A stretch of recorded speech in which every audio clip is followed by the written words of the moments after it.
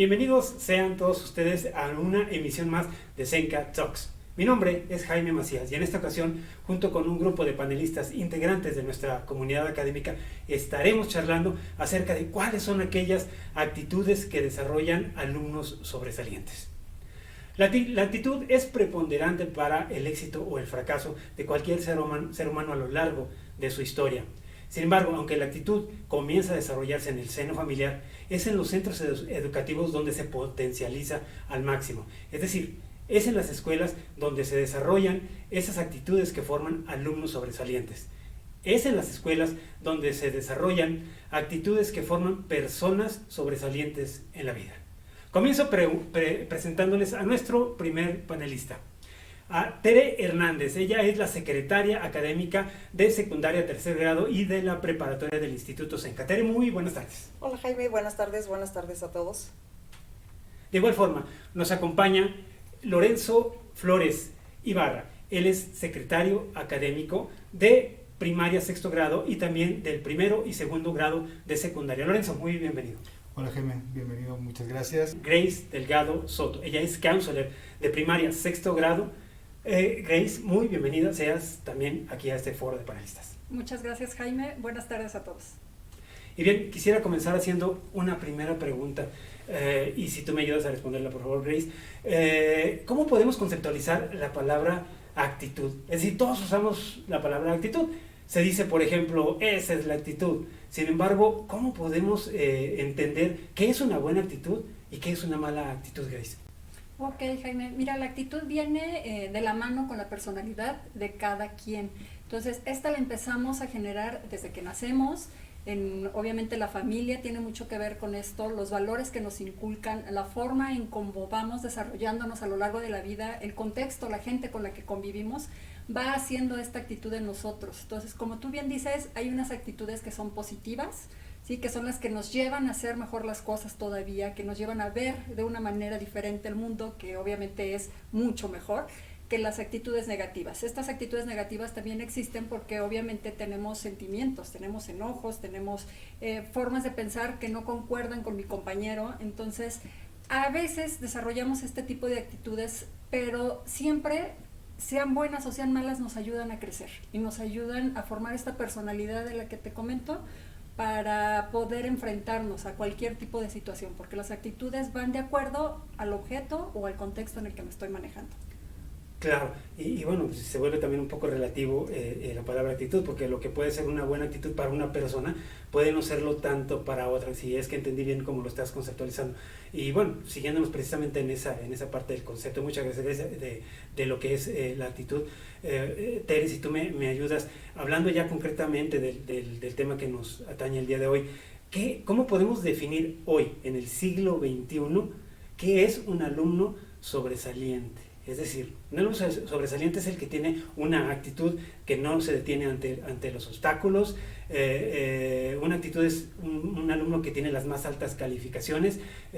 ¿Cómo se define un alumno sobresaliente el día de hoy? Yo creo que un alumno sobresaliente podríamos definirlo el que hace más de lo que uno espera, el que va más allá, ¿no? Si tú le estás pidiendo que realice un experimento en la clase de física, no nada más te va a hacer el experimento como tú se lo estás pidiendo, sino va a meter más variables para ver qué otros resultados puede obtener. Yo así, y sobre todo en este momento, así lo podría yo definir. Ok, eso significa que entonces no hay una correlación entre las más altas calificaciones con el éxito en la vida que un alumno pueda tener. No necesariamente, y podríamos mencionar muchos casos, ¿no? De gente que a lo mejor no estudió ni en la universidad y ha sido muy exitoso, pero eso también va a depender mucho de qué es éxito para cada una de las personas, ¿no? Sí hay una relación entre ser sobresaliente y tener unas buenas calificaciones, sí, pero no lo es todo. Ok, muy bien. Y bueno, ya yéndonos ahora por la parte un poco más del docente. Anteriormente, eso hace muchos años, se decía al docente no se le cuestiona. Era como que el docente tiene la última palabra. Obviamente eso ya no sucede en la actualidad. Entonces, pero sí, quisiera preguntarte, Lorenzo, ¿cómo se puede distinguir una auténtica actitud crítica en un alumno de otra actitud que simplemente es desafiante en el aula? Sí, Jaime, esto se puede distinguir mucho, como lo menciona Tere, en alumnos que van más allá, ¿no? Los alumnos ahora, como bien lo dices, están más abiertos y en confianza a preguntarle a los docentes. Y buscan ellos siempre estar cuestionando para aprender más.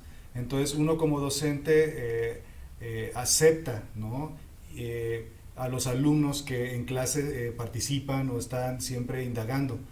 ¿Cómo los distinguimos de un alumno que te desafía? Pues bueno, mucho entra aquí el tono de voz que utiliza el alumno, la manera en cómo está sentado, ¿no? Y sobre todo si el tema que te está cuestionando tiene relevancia con el tema que se está tratando en la clase. Estos alumnos que son sobresalientes, siempre esos cuestionamientos que hacen son para él, pero al mismo tiempo le ayuda mucho a los alumnos que están en el grupo que no se atreven a preguntar, pero ellos lo hacen más como para aprender ellos, ¿no? Y siempre se acompañan con el maestro. Aquí también pues el maestro también influye mucho en esa apertura, en la confianza que le dé para que el alumno se sienta la confianza para preguntarle a su maestro, ¿no?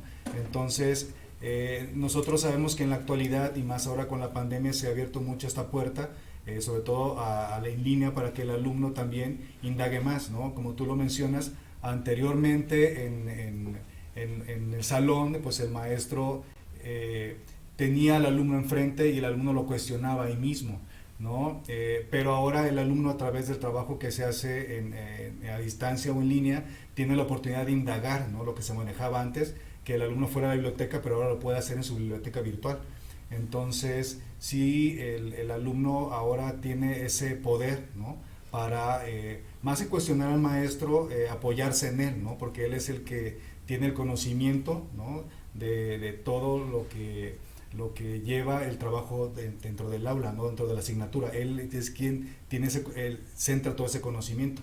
Entonces, para el alumno es más fácil preguntarle al docente en ese momento, ¿no? Que lo tiene ahí, a que ir a indagar, ¿no? El alumno puede hacerlo después de clase, pero en su momento el alumno siente esa necesidad de preguntarle a su docente, ¿no? Entonces, más que un desafío, los docentes lo deben de ver también un desafío para él aprender más, ¿no? Porque su alumno lo está cuestionando. Ok, entiendo, y sobre todo también para darle la seguridad al alumno de que, bueno, si el conocimiento no me está quedando claro, es mi derecho expresar que aún tengo esa ausencia de conocimiento y necesito una mayor explicación, ¿no? Sin el temor de que, ¿qué dirán mis compañeros o qué dirá el profesor? Ok, muy bien. Por otro lado, también quisiera entrar en un terreno de una actitud que es como muy sensible y complicada y yo no la entiendo muy bien, y si tú me ayudas, Grace. Ana Frank es una niña que murió trágicamente a los 15 años, producto de los horrores del Holocausto. Algo que se recuerda de Ana Frank es su increíble resiliencia y su actitud propositiva ante la vida. Sin embargo, Ana Frank no lo aprendió en la escuela. Dudo que tampoco lo haya aprendido en el seno de la familia. En la actualidad, en este periodo complicado que hemos vivido, Grace, ¿cómo se promueve o se continúa desarrollando la resiliencia en nuestros alumnos para que continúen aprendiendo, sobre todo en momentos tan complejos que hemos vivido a partir de un año o un poquito más, y donde muchos alumnos han tenido pérdidas irreparables? Así es, Jaime. Bueno, me gustaría primero decir lo que es la resiliencia, ¿no? Que la resiliencia la conocemos como la forma positiva de enfrentar una adversidad. Cómo salimos avante y adelante en estas adversidades.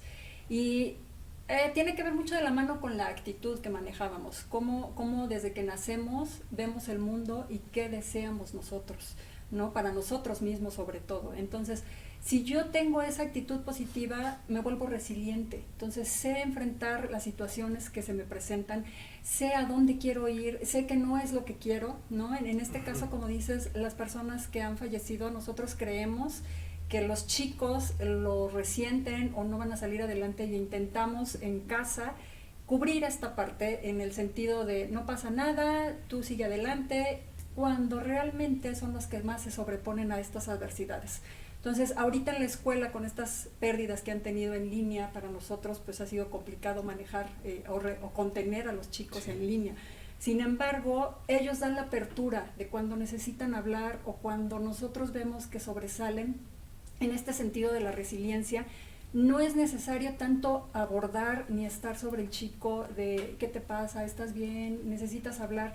ellos dan esa apertura y uno lo reconoce. Entonces, tiene mucho que ver, en el caso de Ana Frank es un caso pues muy peculiar, ¿no? Y muy, pues uno entre muchos, pero realmente sí tiene que ver con cómo estamos educando a nuestros hijos para enfrentar estas adversidades, para salir a flote, para ser fuertes, para decir, sí pasó, ¿no? Porque no es que no pasó y lo tengo que olvidar, sí pasó, sí, pero la vida continúa, sí, y mi vida continúa, y ¿qué necesito hacer para salir adelante de todo esto?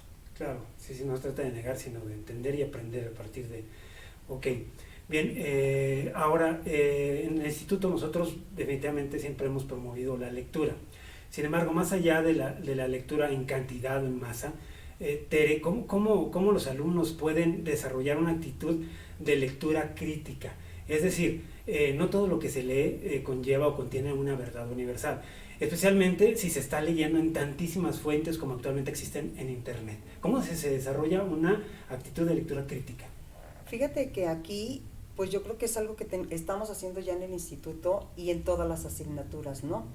Tú dejas desde un trabajo de investigación, vámonos a la parte académica, en un trabajo de investigación, y el joven te entrega lo primero que encontró en Internet, ¿no? Sin saber la fuente, sin saber si es verdadero, si no es verdadero, y lo hemos visto también en redes sociales, ¿no? Cuántas veces sale información que ni siquiera, o sea, es fidedigna y ni siquiera es verídica. Entonces, ¿qué es lo que hacemos? Bueno, primero, a los alumnos les seleccionamos qué tipo de lectura podemos leer, ¿no? O sea, qué tipo de lectura recomendamos leer, en dónde la vamos a encontrar, y les empezamos los ayudamos a que empiecen a discernir esa información. ¿Qué me sirve de todo lo que estoy leyendo? ¿Hacia dónde va? ¿Y qué voy a lograr? ¿Y qué voy a obtener? ¿Y qué me deja? Y aquí lo más crítico es saber, ¿y es cierto? ¿Qué me quiso decir el autor? ¿Qué autor es? Porque, ok, todo lo que está ahí es de un autor. Alguien lo puso, y sobre todo en las redes, ¿no? Alguien lo puso, porque los alumnos de ahorita ya no acuden a un libro, acuden al medio, al Internet, a las redes. Entonces, autor tiene porque sí, alguien lo escribió. ¿Y qué tipo de autor es? ¿Qué tipo de lectura? ¿Y qué quiero hacer? Y lo manejamos en todas las asignaturas, ¿no?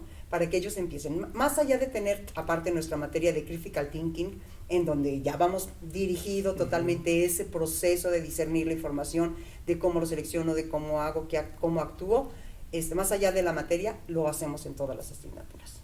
Muy bien, qué bueno, y yo confío en que todo esto se está haciendo poco a poco y de manera gradual, desde preescolar hasta la preparatoria.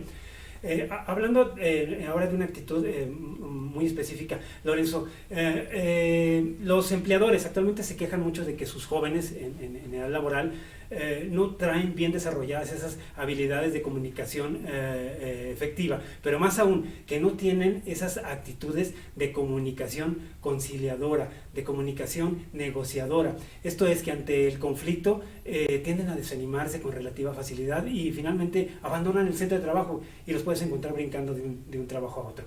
¿Cómo en el instituto trabajamos para desarrollar en nuestros alumnos ese tipo de actitud de comunicar de manera incluyente, de manera conciliadora, de manera negociadora, especialmente cuando hay conflicto? Claro. Nosotros desde parte de nuestra metodología sí es el pensamiento crítico, ¿no?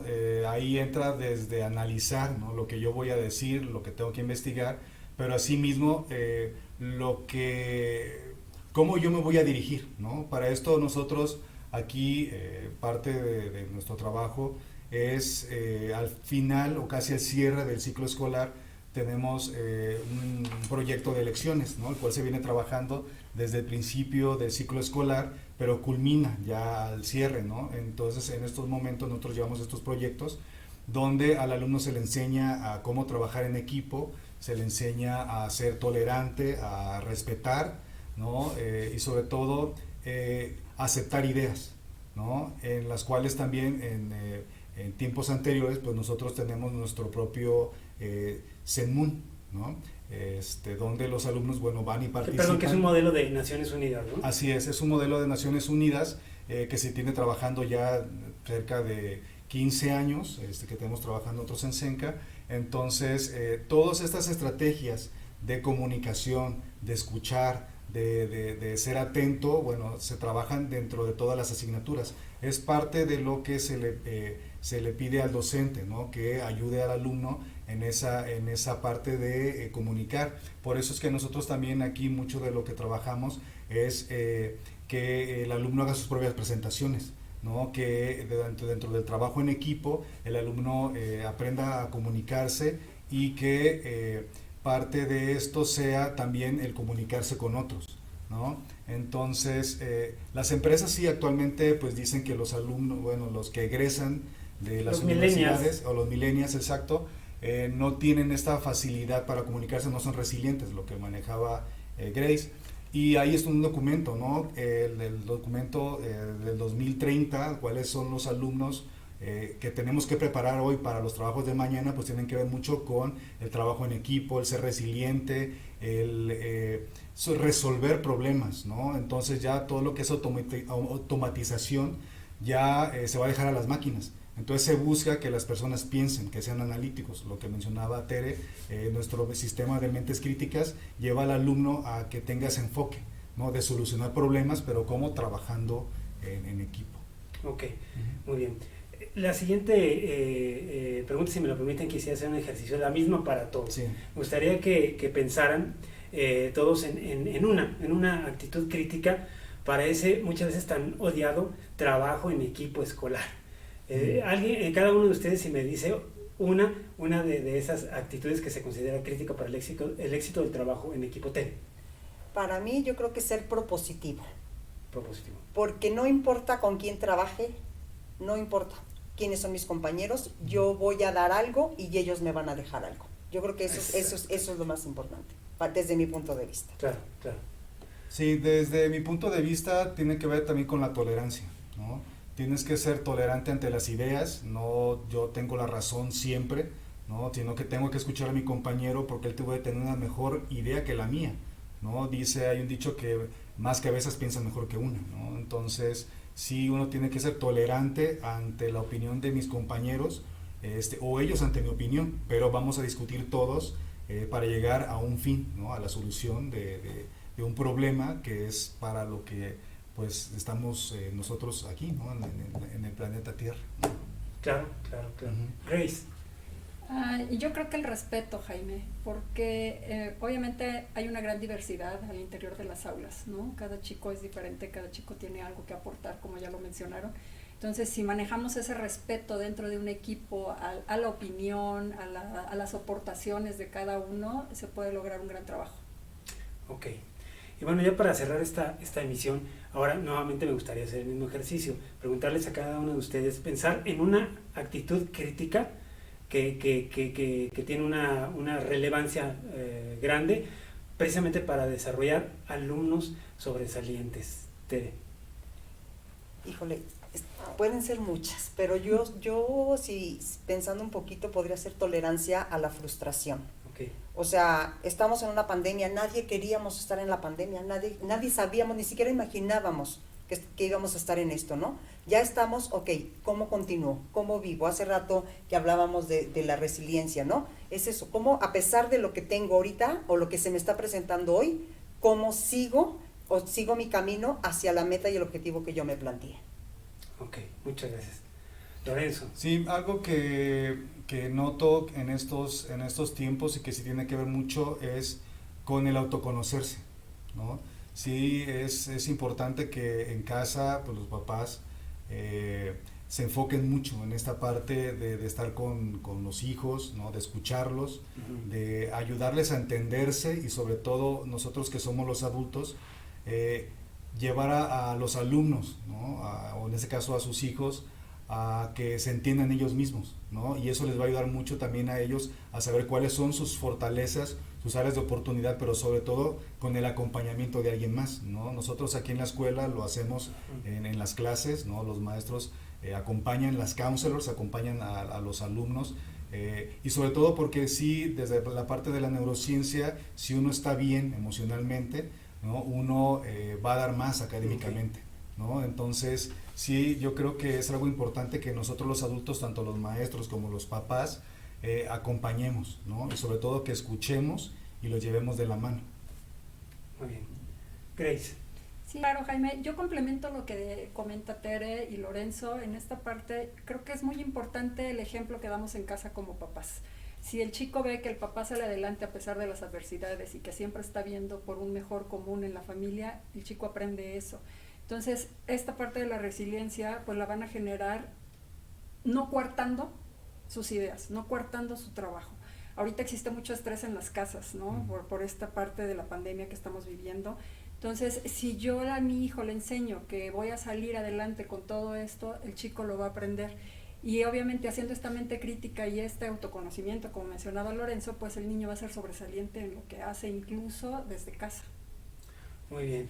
Bueno, pues Grace, quiero agradecerte mucho. Lorenzo, de igual forma agradecerte. Gracias, Tere, agradecerte Gracias, mucho porque Jaime. nos apoyaron, nos ayudaron con esta emisión el día de hoy en Zenka Talks. Esperamos que estas reflexiones que ustedes han hecho nos ayuden a todos, a nosotros como escuela, a ustedes, padres de familia, a juntos establecer un frente común que nos permita continuar desarrollando esas actitudes que hacen de sus hijos alumnos sobresalientes, pero sobre todo a desarrollar actitudes que generen desde su hogar, desde su casa, personas sobresalientes para la vida.